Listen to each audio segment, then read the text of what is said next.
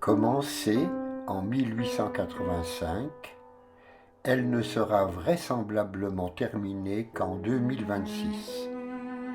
Il aura fallu quelques 141 années pour que le chef-d'œuvre de l'architecte catalan Antoni Gaudí, bien que toujours contesté, rayonne dans toute sa splendeur.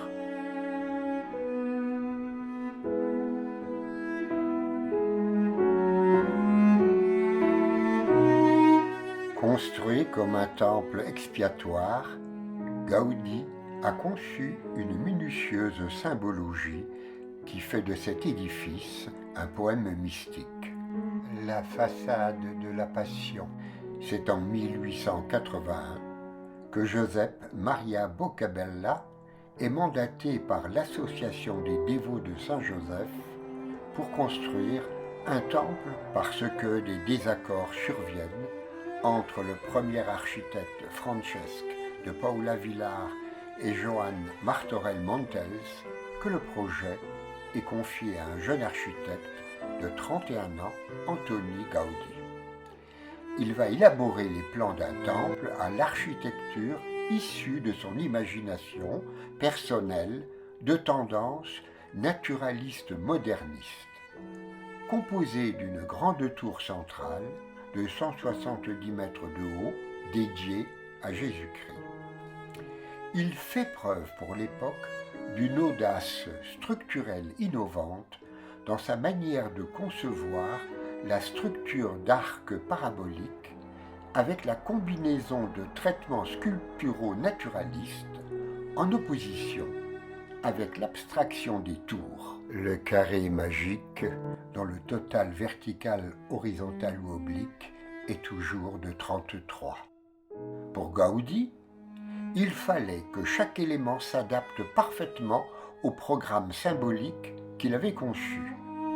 Pour lui, la Sagrada Familia était comme une grande Bible de pierre qui devait aborder tous les aspects de l'histoire et des mystères de la foi chrétienne, et aucun détail ne pouvait être choisi au hasard.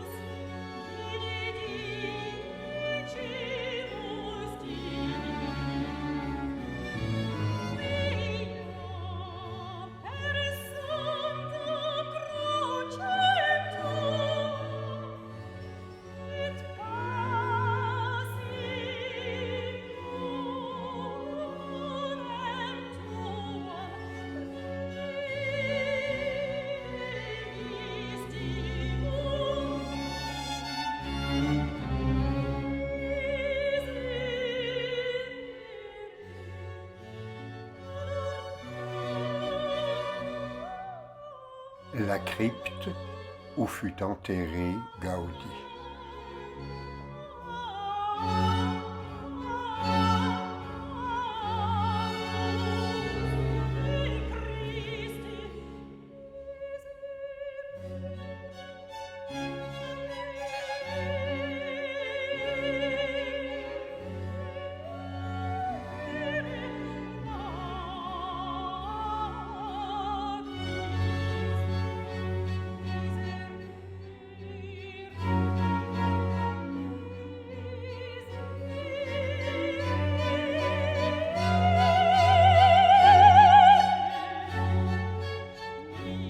Gaudi savait qu'il ne verrait jamais son œuvre terminée.